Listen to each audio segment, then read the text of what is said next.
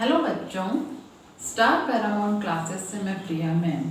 आज हम केमिस्ट्री का chapter chemical equation and reactions का पार्ट 2 देख रहे हैं सीबीएसई 10th बोर्ड का। अगर आपने पार्ट 1 नहीं देखा है तो डिस्क्रिप्शन बॉक्स में जाकर आप लिंक में जाकर देख सकते हैं। ठीक है, तो इसका हम सेकेंड पार्ट देख रहे हैं, types of chemical reactions. Types of chemical reactions में हम सबसे पहला टाइप देखते हैं कॉम्बिनेशन रिएक्शन।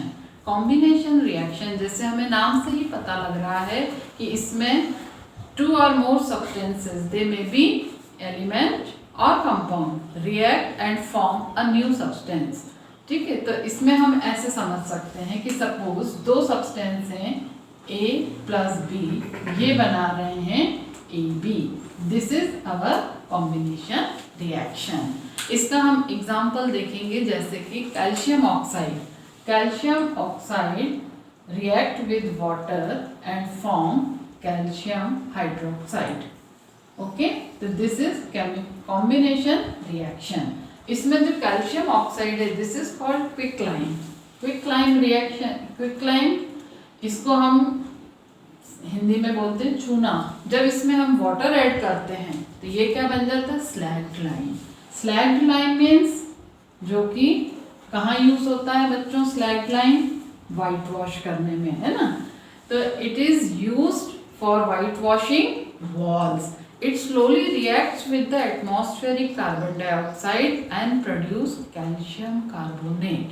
कैल्शियम कार्बोनेट की थिन लेयर जब आ जाती है उसके बाद ही हमें फिनिशिंग दिखाई देती है।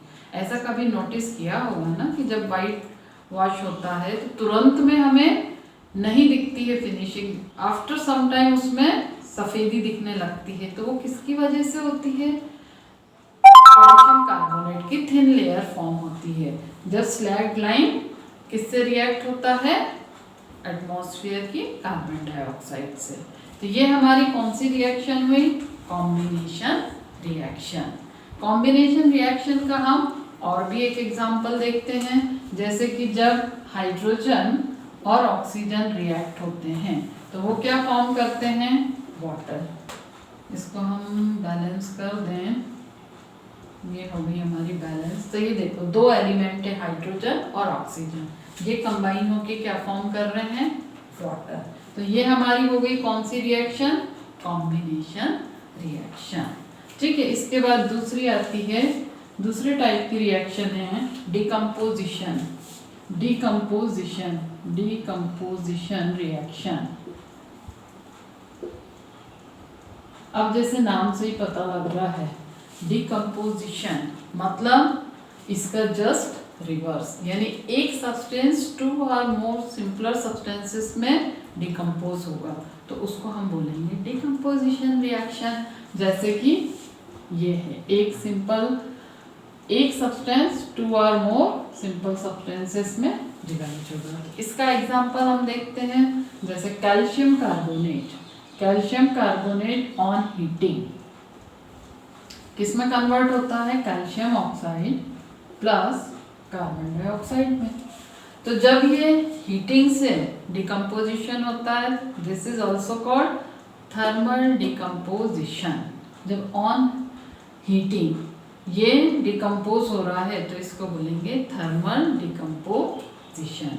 इसके बाद हम देखते हैं, एक होता है फोटोलिसिस मतलब जिसमें कि लाइट की वजह से डिकम्पोजिशन होता है। जैसे कि हम देखें सिल्वर ब्रोमाइड, जब ये इसको हम लाइट में रखते हैं तो ये क्या बना लेता है, सिल्वर और ब्रोमीन गैस इवॉल्व होती है। ठीक है, तो इसको हम बैलेंस कर लेंगे, ये हो गई हमारी बैलेंस इक्वेशन। तो ये हमारा जो पाउडर है ये किस में हो जाता है, ग्रे कलर का। क्यों हो जाता है, because the formation of silver. और किस में होता है, ये लाइट में। तो इसको हम क्या बोलते हैं, फोटोलिसिस या फोटोकेमिकल रिएक्शन। ठीक है, तो ये हमारी हो गया decomposition by heating by light. और एक होता है जब इलेक्ट्रिक करंट पास करते हैं तो भी डिकम्पोजिशन होता है, तो उसको हम बोलते हैं इलेक्ट्रोलिसिस। देन इसको हम बोलेंगे इलेक्ट्रोलिसिस। इसका एग्जांपल देखते हैं। जब एसिडिफाइड वाटर में हम इलेक्ट्रिसिटी पास करते हैं, इलेक्ट्रिसिटी, तो वो क्या हो जाती है, हमारा हाइड्रोजन और ऑक्सीजन में डिकम्पोज हो रहा है, डिकम्पोजिशन रिएक्शन। तो ये हमारा हो गया डिकम्पोजिशन रिएक्शन। तो ये किसके उससे हुआ, इलेक्ट्रिसिटी से, तो इसको हम बोलेंगे दिस इज कॉल्ड इलेक्ट्रोलिसिस। ये है हमारा थर्मल डिकम्पोजिशन, ये है फोटोलिसिस, ये है हमारा इलेक्ट्रोलिसिस। तो ये हमने दो टाइप की रिएक्शंस देख ली, combination reaction and decomposition reaction. अब हम आते हैं थर्ड टाइप की रिएक्शन, जो कि है हमारी displacement reaction. Displacement reaction, displacement reaction means क्या, डिस्प्लेस करना। More reactive element displaces the less reactive element. For example, जैसे कि कॉपर सल्फेट के सॉल्यूशन में, जो कि ब्लू कलर का होता है, आयरन नेल्स हम डिप करेंगे तो क्या होगा, आयरन नेल्स पर एक ग्रे कलर की थिन लेयर आ जाएगी, ब्राउनिश लेयर आ जाएगी, और उस ब्राउनिश लेयर के बाद अगर हम इस सॉल्यूशन को देखेंगे तो ये कैसा हो जाएगा, फेडेड। ठीक है, तो ये हम एक एक्टिविटी भी करके देखते हैं। कॉपर सल्फेट के सॉल्यूशन में आयरन नेल्स डिप करते हैं। आफ्टर समटाइम्स 20-25 मिनट्स के बाद हम देखते हैं कि वो जो आयरन नेल्स थी उस पर एक ब्राउन लेयर आ गई है, जबकि जो सॉल्यूशन था कॉपर सल्फेट का वो फेडेड हो गया। तो इसमें क्या हुआ है कि आयरन जो कि मोर रिएक्टिव है, इसने क्या किया, कॉपर को रिप्लेस कर दिया और उसकी जगह क्या बन गया, फेरस सल्फेट और कॉपर। ठीक है, अब इसका एक एग्जांपल और देखते हैं। अगर हम कॉपर सल्फेट के सॉल्यूशन में जिंक ग्रैन्यूल्स ऐड करें तो क्या बन जाएगा, जिंक सल्फेट और साथ में कॉपर। तो जिंक भी मोर रिएक्टिव है कॉपर से, कॉपर सल्फेट में से कॉपर को उसने रिप्लेस कर दिया। तो ये हो गई हमारी डिस्प्लेसमेंट रिएक्शन। ठीक है, अब इसके बाद एक और आती है रिएक्शन जिसे हम कहते हैं, हाँ, अब 4 टाइप की रिएक्शन कौन सी है, डबल डिस्प्लेसमेंट। अब नाम से ही पता लग रहा है डबल डिस्प्लेसमेंट यानी आयंस म्यूचुअली एक्सचेंज होंगे। कैसे, फॉर एग्जांपल हम देखें, दो सब्सटेंस हैं AB और CD, तो ये म्यूचुअली एक्सचेंज करके दो न्यू सब्सटेंस बना रहे हैं, AD प्लस CB। तो ये हो गया हमारा डबल डिस्प्लेसमेंट। इसका हम एग्जांपल देखें डबल डिस्प्लेसमेंट का, जैसे कि सोडियम सल्फेट। सोडियम सल्फेट का फार्मूला तो हमने सीखा है 9th क्लास में, कैसे बनता है, सल्फेट की वैलेंसी 2, सोडियम की 1, Na2SO4। Na2SO4 और बेरियम क्लोराइड के सॉल्यूशन को जब हम, एक्वस सॉल्यूशंस हैं ये, इनको हमने जब दोनों को मिक्स किया तो हमें क्या मिला, बेरियम सल्फेट और सोडियम क्लोराइड। सोडियम क्लोराइड और बेरियम सल्फेट, ये बन गया हमारा। अब ये जो है वाइट कलर का इनसॉल्युबल सब्सटेंस होता है जिससे हम प्रेसिपिटेट कहते हैं। प्रेसिपिटेट यानी जो कि क्या बन गए हमारे, PPT शॉर्ट में हम इनको बोलते हैं। ये इनसॉल्युबल होते हैं और ये हमारा सॉल्यूशन रहता है। तो इसमें देखो डबल डिस्प्लेसमेंट कैसे हुआ, सोडियम के प्लेस पर बेरियम आया और इधर बेरियम की प्लेस पे क्या आ गया, सोडियम, तो NaCl बन गया और BaSO4। तो ये हमारा कौन सा रिएक्शन हो गया, डबल डिस्प्लेसमेंट। अब डबल डिस्प्लेसमेंट को हम इसमें, क्योंकि प्रेसिपिटेट भी बनते हैं जिस रिएक्शन में, तो उसको प्रेसिपिटेशन रिएक्शन भी कहते हैं। It is also known as precipitation reaction, जिसमें प्रेसिपिटेट बनते हैं।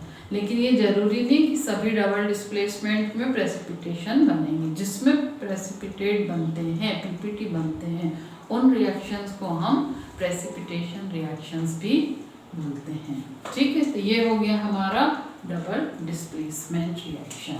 इसके बाद हमारी नेक्स्ट आती है रेडॉक्स। रेडॉक्स, तो इसमें दो नाम छुपे हुए हैं रेडॉक्स में, रिडक्शन एंड ऑक्सीडेशन। सबसे पहले हम देखेंगे ऑक्सीडेशन। ऑक्सीडेशन मीन्स क्या हो गया हमारा? ऑक्सीडेशन मीन्स जब एडिशन ऑफ ऑक्सीजन हो। Oxidation means addition of oxygen और रिमूवल ऑफ हाइड्रोजन, दोनों ही कंडीशंस में हम उसको क्या बोलते हैं? ऑक्सीडेशन। और इसका एग्जाम्पल हम देखें तो क्या है, जैसे C+O2 गिव्स CO2, इसमें क्या चीज ऐड हो रही है? ऑक्सीजन। तो ये किसका एग्जाम्पल हो गया? ऑक्सीडेशन का। रिडक्शन, रिडक्शन मीन्स इसका just opposite. Reduction means removal of oxygen और addition of hydrogen. Removal of oxygen, removal of oxygen means क्या हुआ कि ऑक्सीजन का निकलना। तो अब जब दोनों एक साथ हो जाएंगी तो उसको हम बोलेंगे रेडॉक्स रिएक्शन। क्या बोलेंगे हम बच्चों? Redox reaction. रेडॉक्स रिएक्शन कैसे होंगी? जब ऑक्सीडेशन और रिडक्शन दोनों होंगे। इसका हम एक एग्जांपल देख लेते हैं रेडॉक्स रिएक्शन का। तो रेडॉक्स रिएक्शन का एग्जांपल हम देखते हैं, जैसे PbO लेड ऑक्साइड जब रिएक्ट होता है किसके साथ? कार्बन के साथ, तो क्या बनता है? Lead plus CO। तो अब इसमें देखो, लेड में से क्या चीज रिमूव हो रही है? ऑक्सीजन। तो ये हमारा क्या हो गया? ऑक्सीडेशन। क्या हो गया? ये रिडक्शन, यहाँ पे हुआ रिडक्शन और यहाँ पे ऑक्सीजन जुड़ रही है कार्बन में, तो ये हो गया हमारा ऑक्सीडेशन। ये हो गया हमारा ऑक्सीडेशन। तो रिडक्शन और ऑक्सीडेशन जब साइमल्टेनियसली साथ साथ होते हैं तो उसे हम बोलते हैं रेडॉक्स रिएक्शन। तो आया समझ में बच्चों? अब हम आगे चलेंगे। एंडोथर्मिक एंड एक्सोथर्मिक, दो टाइप की रिएक्शंस और रह गई हैं। तो endothermic and exothermic. Next type of reaction में है exothermic reaction. Exothermic reaction means जिसमें कि एनर्जी इवॉल्व होती है, गिवन आउट होती है।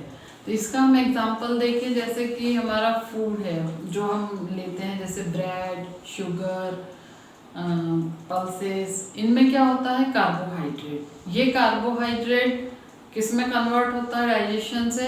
ग्लूकोज में। और हमारी बॉडी सेल में ये ग्लूकोज ऑक्सीडाइज होता है कार्बन डाइऑक्साइड और वाटर में, और उसके बाद क्या फॉर्म होती है? एनर्जी। तो ये एनर्जी जो बाहर निकलती, तो इस टाइप के इक्वेशन को जिसमें कि एनर्जी इवॉल्व होती है, गिवन आउट होती है, उसे हम बोलते हैं that is called exothermic reactions. तो इसका हम एग्जांपल जैसे देखेंगे, glucose C6H12O6 plus O2 oxidation हो रहा है, क्या बन रहा है? Carbon dioxide plus water plus energy.